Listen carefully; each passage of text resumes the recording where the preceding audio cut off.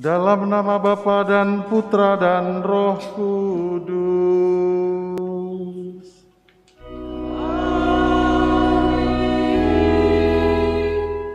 Rahmat Tuhan kita Yesus Kristus, cinta kasih Allah dan persekutuan Roh Kudus bersamamu.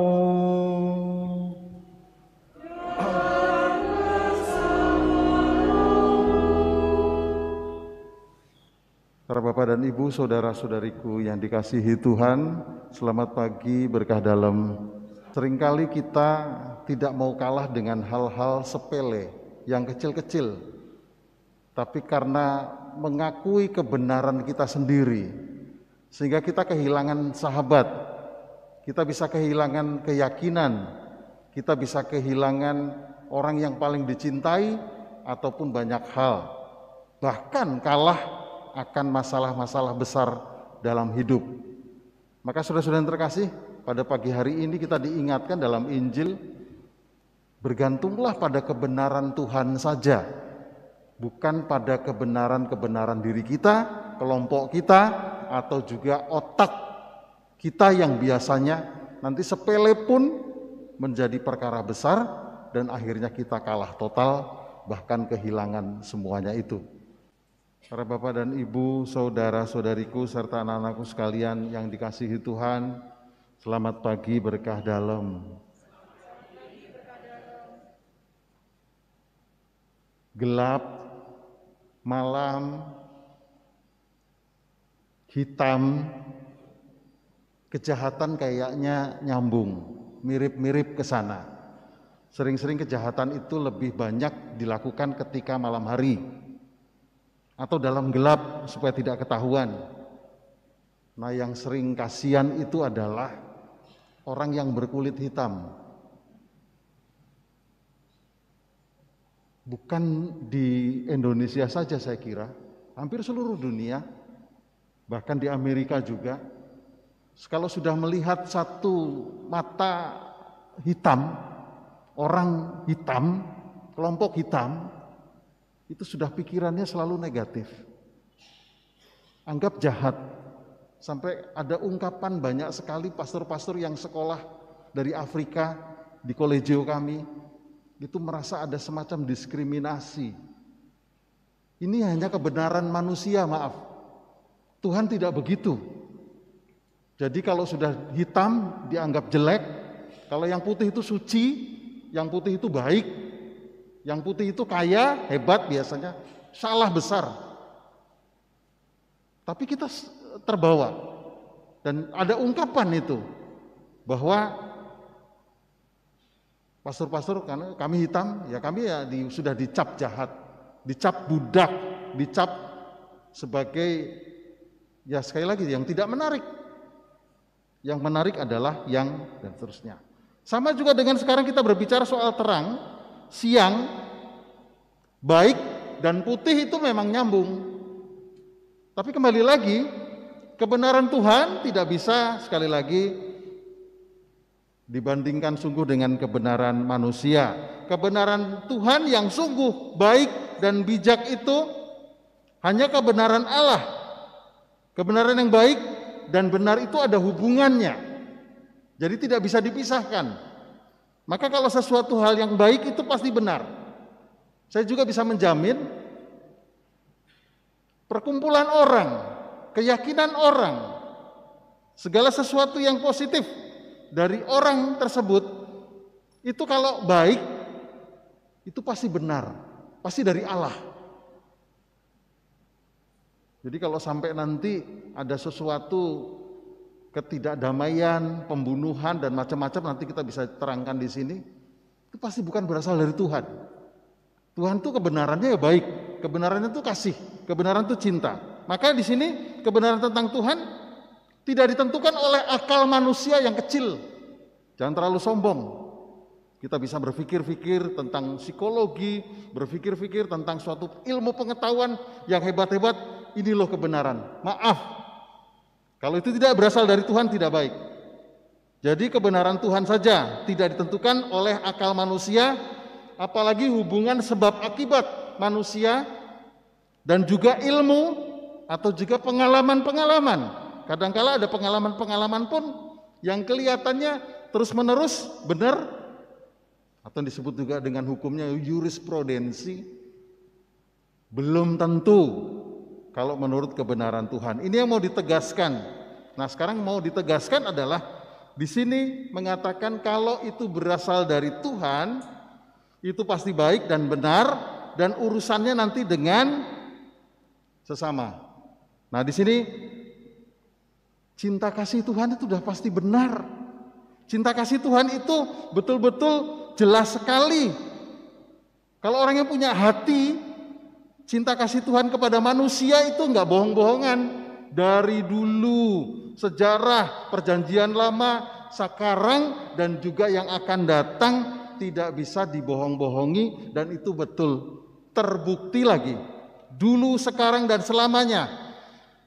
Nah, di sini kelihatan Kristus itu, putranya itu. Mau ditutup-tutupi, mau dibohong-bohongi, mau di seperti apapun, mau menunjukkan kebenaran Tuhan, cinta Tuhan itu pada Dia.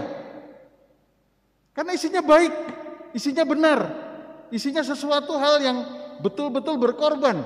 Itu cinta Tuhan betul-betul tampak ketika mengutus putranya yang tunggal itu loh. Ini jelas, pasti dan terbukti. Boleh dibandingkan dengan yang lain. Mari silakan. Jadi Kristus ini sebagai manusianya saja sudah luar biasa, apalagi betul-betul terasa dari utusan dari Allah. Maka ciri khasnya nanti orang yang berasal dari Allah, keyakinanmu, agamamu berasal dari Allah, pasti baik. Tapi kalau tidak, dengan alasan apapun nggak bisa. Jadi di sini dikatakan tadi dalam Injil, jelas-jelas yang menolak kebenaran Allah berarti jahat, berarti lawan Allah. Allah itu cuma satu. Nggak ada tuh Allah banyak. Nggak ada tuh Allah agamamu bukan juga sama dengan Allah. Itu udah nggak benar itu. Allah tuh satu dan sama, mau itu keyakinan apapun ya menujunya ke sana. Kalau sampai ngomong bahwa Allahmu tidak sama dengan Allahku, ini udah nggak benar. Kamu pakai Allah yang mana? Allah nggak pernah akan memisah-misah, membelah-belah itu. Nah, di sini yang disebut dengan yang tidak percaya sudah dihukum. Ini sebetulnya maaf, orang-orang yang nggak dapat berkat, nggak dapat rahmat, nggak dikaruniai. Orang nggak kenal Kristus itu ya nggak dapat rahmat, nggak dikaruniai. Yang di notabene hati dan otaknya bodoh. Kenapa? Sudah jelas-jelas kok, nyata kok. Bahkan nggak ada kebohongan di sana kok. Bisa melihat dan juga hasil atau buahnya. Kalau sampai orang nggak nangkep Kristus itu jahat, Kristus itu nggak benar, Kristus itu bohong, maaf, bodoh. Dan dia sudah dihukum. Dihukum gimana? Tetaplah pada keyakinanmu, tetaplah pada kejahatanmu, tetaplah pada kebodohanmu, dan juga Anda tidak dipilih dan tidak dikaruniai. Jadi sudah dihukum dengan sendirinya. Bukan berarti nanti akan dihukum Tuhan jahat sekali kalau nggak percaya sama Dia. Bukan. Sekarang ini sudah dalam hukuman. Kenapa? Kamu nggak mengenal suatu kebaikan, sampai kapanpun kamu bodoh. Sebetulnya di sana. Dan ini adalah panggilan. Mengenal Kristus adalah panggilan, pilihan. Maka kita berbangga. Yang kenal Kristus kenal kebaikan, kebenaran. Tinggal menuntut untuk mengikuti teladannya itu. Saudara-saudara yang terkasih, kalau kita mikir sungguh, kita sering dikecohkan dengan berita-berita di media massa, di apa dan sebagainya. Ada banyak kita terganggu dengan orang yang murtad. Maaf sekali lagi, orang-orang yang murtad seperti ambil contoh, ada imam, ada pastor yang sekolahnya tinggi-tinggi, katanya pinter, bahkan anaknya kardinal, bahkan anaknya ibu si kardinal dan sebagainya, aneh sekali. Ada banyak, bahkan ada yang mengatakan aku loh mantan biarawan biarawati, pret. Tapi lihat di sana kualitasnya, Itu nggak dekat dengan kebenaran Allah, nggak baik dan sebagainya. Sesudahnya jelek-jelekin, sesudahnya juga udah nggak usah dipusingin. Kita sering pusing. Ada pastor juga yang pusing tuh, Pastor Kopong atau siapa, sampai mengatakan kepada saya, tolong itu diterangkan, dijelaskan. Biarin, selama masih bisa diselamatkan monggo, kalau nggak bisa diselamatkan biarin, kualitasnya kayak gitu. Jadi jangan pikir yang masuk ke kita itu banyak sekali berkualitas, diam-diam, nggak usah diangkat-angkat, itu kebenaran Allah. Tapi yang keluar yang nggak berkualitas, dipusing-pusingin. Kita nggak pusing kok, dan jangan terganggu. Dan yang masih berkualitas, masih ada di sini, masih juga melayani, masih setia pada Kristus, itu berkualitas. Kita masih bingung dengan yang satu orang atau dua orang atau berapa gelintir yang nggak berkualitas.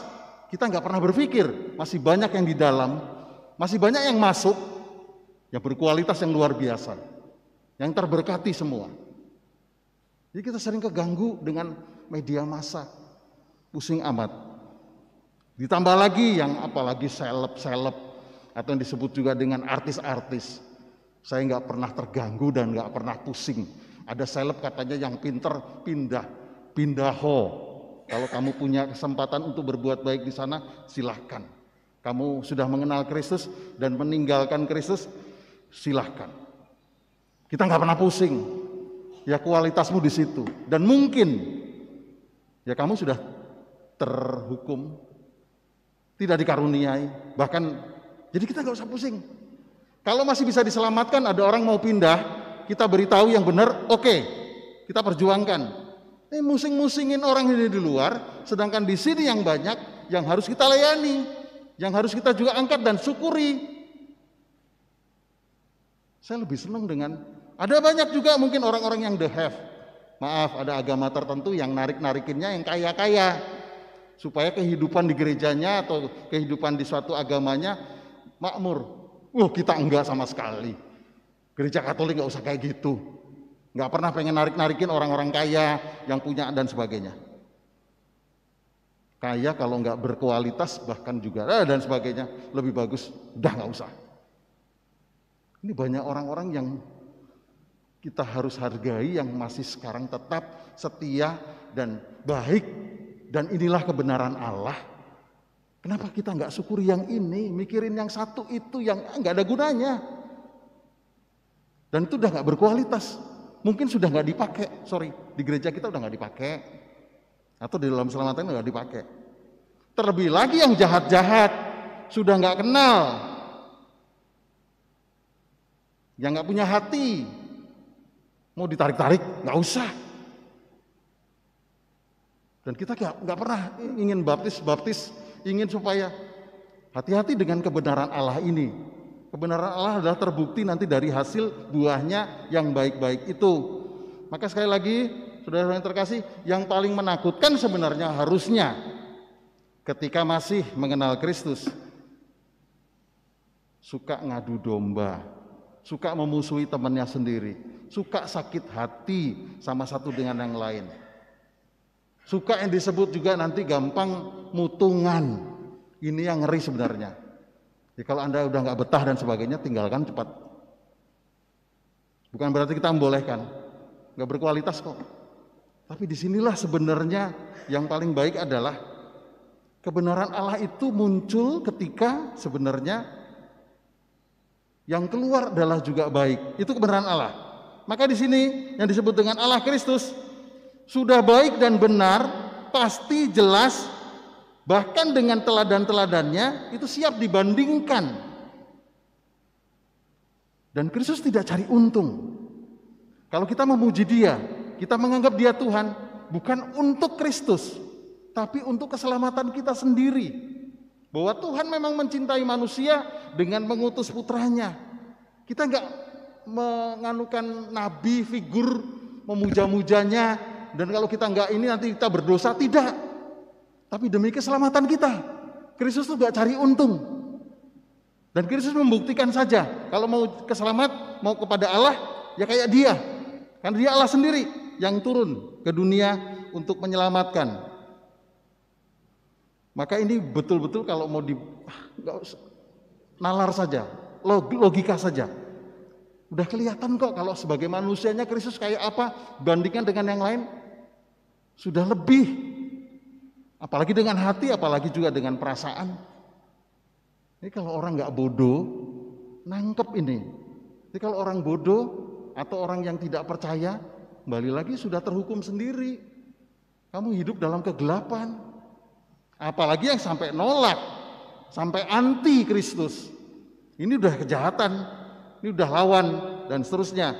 Maka Bapak Ibu Saudara-saudara yang terkasih, saya masih sangat menghargai sungguh orang-orang yang sederhana, orang-orang yang betul-betul betul-betul mau melayani dan sebagainya. Nanti tidak mungkin Allah mencintai manusia tanpa manusia lain. Jadi nggak mungkin nggak lewat sesama, nanti lewat sesama. Ya kita ini lewat sesama. Nggak mungkin nanti ada kelompok tertentu, ayo kita hancurkan yang sana karena tidak sama dengan kita. Itu pasti bukan kebenaran Allah itu. Jadi di sini kebenaran Allah luar biasa sekali, akan terbukti, merangkul, mendamaikan, penuh cita kasih. Syukur-syukur bisa seperti Kristus mengampuni. Udah banyak bukti. Coba baca kitab suci. Kita kenal betul dengan Dia.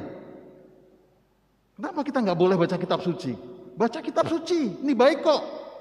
Kalau sampai dilarang dan nggak boleh itu juga menutup. Dan kita selalu dalam kegelapan. Maka nanti ditutup dengan suatu cerita yang sebenarnya kita bisa menangkap kebenaran Allah seperti apa. Saya ambil dari cerita 100 Inspiring Stories. Jadi diungkapkan di sini kebenaran Allah kayak apa? Seringkali kita tidak mampu, tidak mau mengalah untuk hal-hal sepele. Sebenarnya justru membuat kita kalah dalam hal-hal yang lebih besar lagi. Kehilangan banyak yang luar biasa termasuk keyakinan. Itu banyak sekali orang kehilangan Kristusnya hanya masalah sepele-sepele, kecil-kecil, murahan-murahan, sampah-sampah. Kedudukan, pangkat, dan seterusnya. Padahal kebenaran sudah di mata kita. Yan Hui adalah murid kesayangan Konfusius yang suka belajar dan memiliki sifat baik. Pada suatu hari ketika sedang bertugas, ia melihat satu toko kain dikerumuni banyak orang. Ia mendekat dan mendapati pembeli dan penjual kain yang sedang berdebat. Pembeli dan penjual sedang berdebat. Pembeli berteriak, 3 kali 8, 23. Kenapa kamu bilang 24? Ini perdebatan, sedangkan penjualnya bilang 24. Yan Hui mendekati pembeli kain dan berkata, sobat, 3 kali 4 itu 24. Tidak usah diperdebatkan lagi, sudah dari dulu kayak gitu, dunia itu kayak gitu. Pembeli kain tidak senang lalu menunjuk hidung Yan Hui dan berkata, siapa minta pendapatmu? Kalaupun mau minta pendapat mesti minta ke Konfusius, guru agung. Benar dan salah Konfusiuslah yang berhak mengatakannya. Yan Hui menjawab, baik, jika Konfusius bilang kamu salah, bagaimana? Pembeli itu mengatakan. Pembeli kain pun melanjutkan, kalau Konfusius bilang saya salah, kepalaku akan aku potong untukmu. Kalau kamu salah, bagaimana? Kalau saya salah, jabatanku untukmu, ujar Yan Hui. Keduanya sepakat untuk bertaruh lalu pergi mencari Konfusius. Setelah Konfusius mengetahui duduk persoalannya, ia berkata kepada Yan Hui sambil tertawa, 3 kali 8 ya 23 Yan Hui, kamu kalah. Kasihkan jabatanmu kepada dia. Selamanya Yan Hui tidak akan berdebat dengan gurunya. Ketika mendengar Konfusius berkata bahwa ia salah, dia menurunkan topinya lalu memberikan kepada si pembeli kain. Orang itu ambil topi Yan Hui dan berlalu dengan puas. Memang Yan Hui menerima penilaian Konfusius, tetapi hatinya tidak sependapat. Ia merasa bahwa Konfusius sudah tua dan pikun, sehingga tidak mau lagi belajar darinya. Yan Hui meminta cuti dengan alasan urusan keluarga. Konfusius mengetahui isi hati Yan Hui dan memberi cuti kepadanya. Sebelum berangkat, Yan Hui berpamitan pada Konfusius. Konfusius memintanya untuk cepat kembali setelah urusannya selesai. Konfusius memberi Yan Hui 2 nasihat. Apabila hujan lebat, janganlah berteduh di bawah pohon, dan yang kedua, jangan membunuh. Yan Hui berkata, "Baiklah." Ia kemudian meninggalkan gurunya untuk pulang.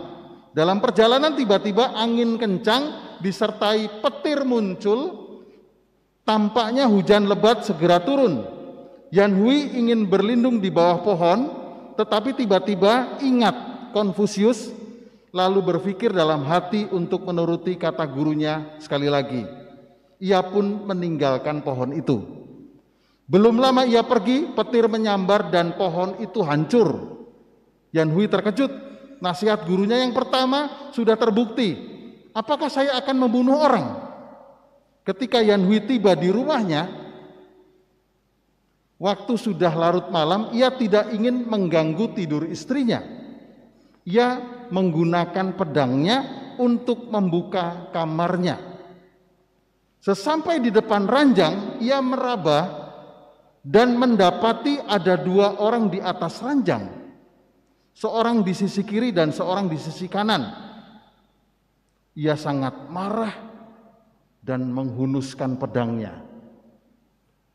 Pada saat hendak menghujamkan pedangnya, ia ingat lagi nasihat Konfusius, jangan membunuh. Ia menyalakan lilin, ternyata yang tertidur di samping istrinya adalah adiknya dan orang tuanya. Pada keesokan harinya, Yan Hui kembali ke Konfusius. Ia berlutut dan berkata, "Guru, bagaimana guru tahu akan hal yang terjadi?" Konfusius berkata, "Hari kemarin sangatlah panas. Diperkirakan akan turun hujan dan petir. Makanya guru mengingatkan untuk tidak berlindung di bawah pohon. Kamu kemarin pergi dengan amarah dan membawa pedang. Maka guru mengingatkan agar jangan membunuh." Yan Hui berkata, "Guru, perkiraanmu hebat sekali. Murid sangatlah kagum." Konfusius berkata, "Aku tahu kamu meminta cuti bukanlah karena urusan keluarga. Kamu tidak ingin belajar lagi dariku. Cobalah kamu pikir. Kemarin guru bilang 3 kali 8 23 adalah benar. Kamu kalah dan kehilangan jabatanmu. Tetapi jika guru bilang 3 kali 8 24 adalah benar, si pembeli kain yang kalah itu berarti akan hilang 1 nyawa. Menurutmu jabatanmu lebih penting atau kehilangan 1 nyawa lebih penting?" Yan Hui sadar dan akan kesalahannya dan berkata, "Guru mementingkan yang lebih utama." Murid malah berpikir guru sudah tua dan pikun. Murid benar-benar malu. Sejak itu, kemanapun Konfusius pergi, Yan Hui selalu mengikuti. Kebenaran Allah seperti itu. Jadi kalau sampai ada yang kehilangan, sampai ada yang mati, sampai ada yang betul-betul tidak kembali kepada Tuhan dan seterusnya, apalagi masuk neraka, sistemnya nggak mau. Apalagi sampai ada pembunuhan satu dengan yang lain atas nama Tuhan, nggak mungkin. Itu kebenaran Tuhan. Jadi siapapun yang mengikuti Tuhan seperti Konfusius, hasilnya seperti itu, meminimalisasi. Dan sama juga kebenaran Tuhan di sini, cinta Allah itu betul-betul kepada sesama, pada manusia, tetapi tidak mungkin tidak dibuktikan kepada sesama. Jadi saudara-saudara yang terkasih, sudah nggak mungkin kalau sampai ada sesuatu hal yang harus mengorbankan sesama demi kemuliaan Tuhan, nggak mungkin. Ini kebenaran Tuhan, ini kebaikan Tuhan. Jadi kita juga sama orang hidup. Kalau kita lebih mementingkan mana menyakiti sesama dan membunuh sesama atau juga menyalibkan sesama karena Tuhan, nggak mungkin. Jadi disinilah sebetulnya yang disebut dengan, kembali lagi, kebenaran Tuhan.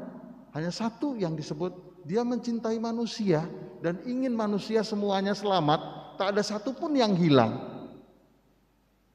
Disinilah kalau kita juga sama, menjadi pengikutnya, itulah yang dikejar.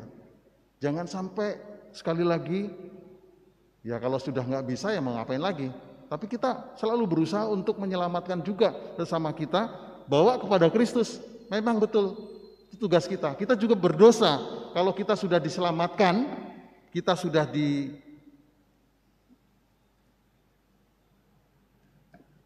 surga, dijanjikan, tapi kita juga tidak membawa siapapun yang terdekat dengan kita, berdosa.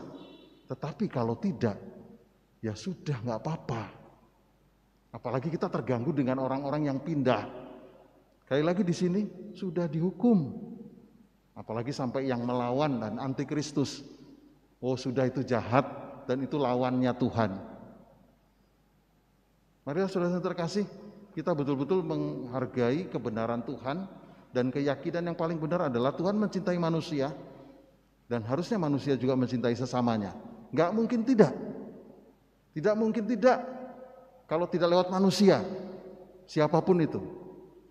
Makanya nggak ada tuh Tuhan tuh ngasih agama, Tuhan tuh ngasih keyakinan tertentu, ini yang diselamatkan, ini yang tidak diselamatkan, ini yang tidak. Isinya Tuhan mencintai manusia untuk semuanya selamat. Ciri khasnya itu. Apakah keyakinan kita kayak gitu? Kalau kayak gitu, teruskan. Tapi kalau tidak, jangan-jangan kebenaran Allah tidak ada pada gereja Katolik. Amin. Tuhan bersamamu.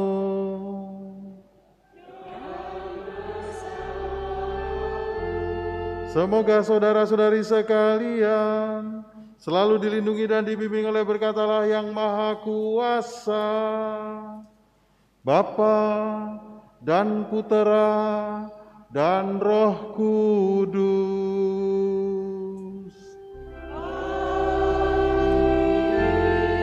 Saudari-saudara sekalian, perayaan Ekaristi sudah selesai.